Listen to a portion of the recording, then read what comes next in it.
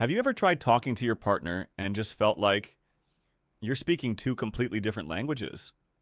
Honestly, John Gray's classic book, Men Are From Mars, Women Are From Venus, argues that this isn't just in your head.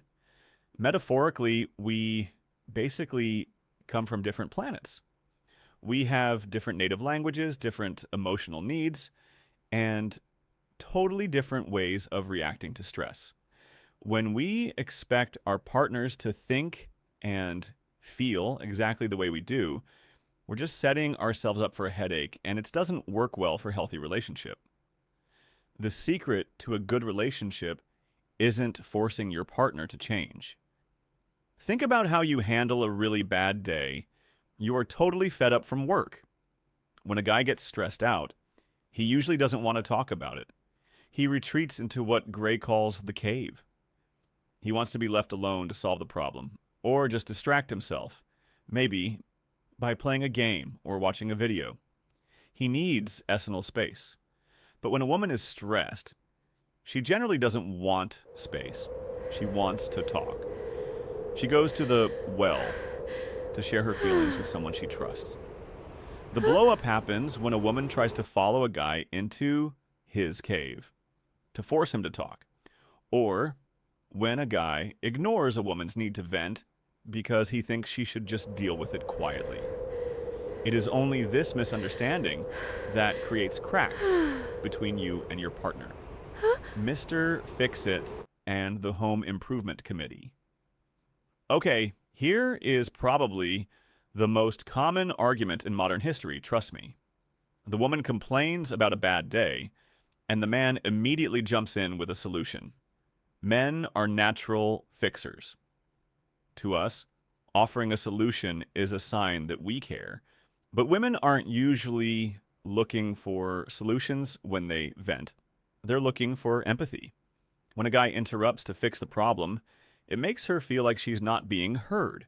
On the flip side, women are naturally the home improvement committee.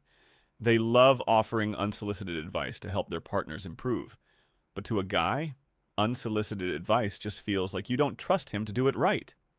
The fix here is surprisingly simple. Guys, just shut up and listen. Ladies, trust him to figure it out. Let's create safe, cozy zone between you and your man, the rubber band and the wave.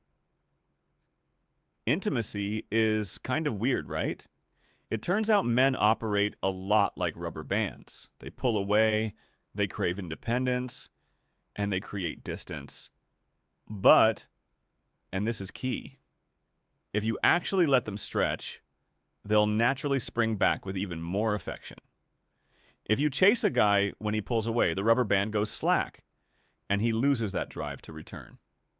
Women, on the other hand, are more like waves. Their feelings of self-esteem and love rise and fall in a rhythm. When she's crashing down into a low point, she feels overwhelmed and needs support. A partner's job isn't to stop the wave. It's to ride it out with her, offering reassurance until she naturally rises back up. Scoring points. Let's talk about keeping score. A guy usually thinks he gets 50 points for some massive gesture, like buying a car or fixing the roof, and only 1 point for a small gesture, like bringing home coffee. So he focuses all his energy on the big stuff. He wants to tell you that he is dependable. But to a woman, every single act of love, big or small, is worth exactly 1 point. Bringing home her favorite snack equals the exact same emotional score as a brand new car. Consistency matters way more than grandiosity.